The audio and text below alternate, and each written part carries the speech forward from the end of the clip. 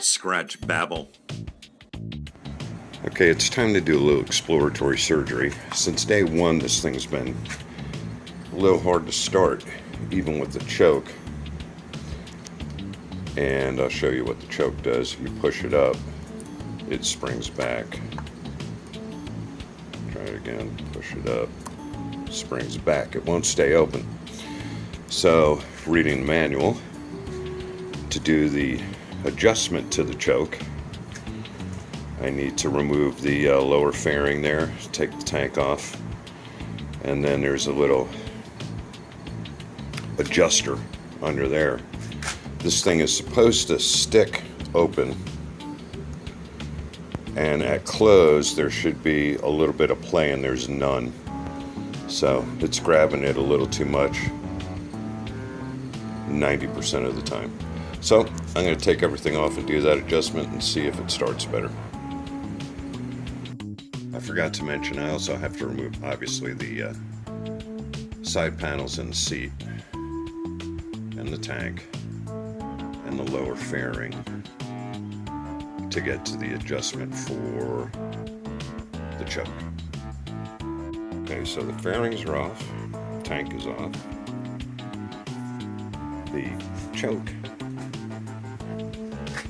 which is the initial dealio here, which is springy,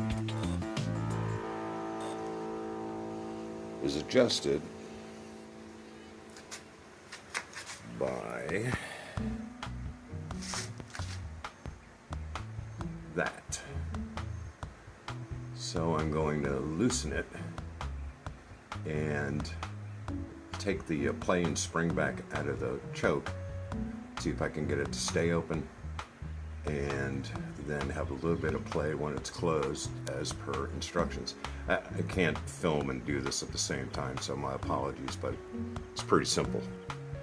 Take everything off, make the adjustment on that until the choke lever does what you want it to do. Okay, wasn't sure which way to twist it to get the tension to go, to release some tension on the choke. I originally went down this way, didn't notice any difference. This lock here, this nut here, would only go up like one turn. But after it not getting any better coming back this way, I went back up that one turn or less, tighten this up to it. And now, sorry, it stays. Horrible lighting, I apologize. Maybe from this side. So, closed, open, and it stays now. So, I'm going to put everything back together.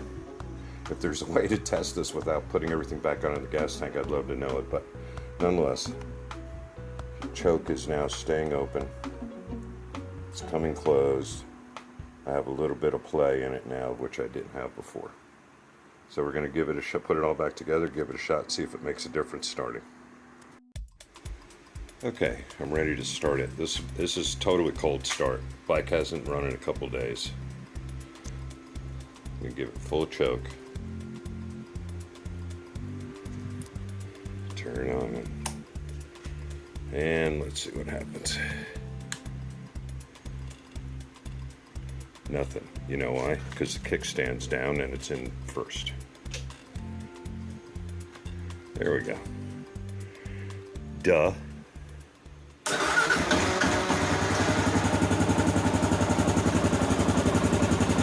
Alright, well, typically it doesn't do that. Meaning, and by that I mean start. Usually I have to do that 2 or 3 times.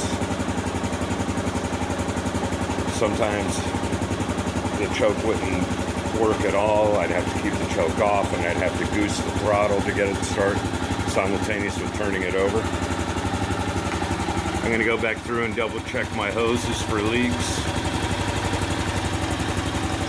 But yeah, adjusting the throttle seems to work. I'm going to let it heat up, and if the idle needs to be adjusted, I'm going to do that as well. Stand by. warming up right at 1,000, so I'm a hair low on idle. So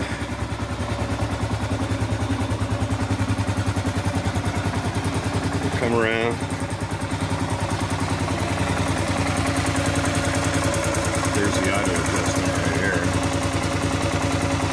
I'm gonna play with it until I see it come up a little. Sorry about the shaky camera work.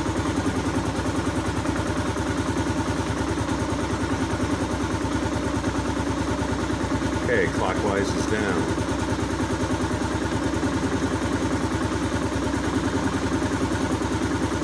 Counterclockwise is up. It's about 11.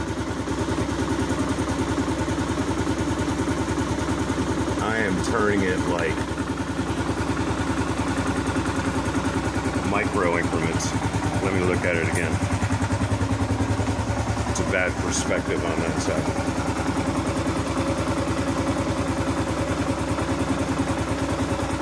It has, I don't know if you can hear it, but it did smooth out. Then I moved it a little.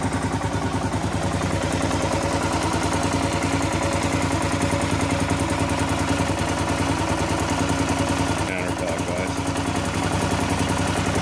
You heard that? Let's come back around. By the way, be careful of the pipe, it's a little hot.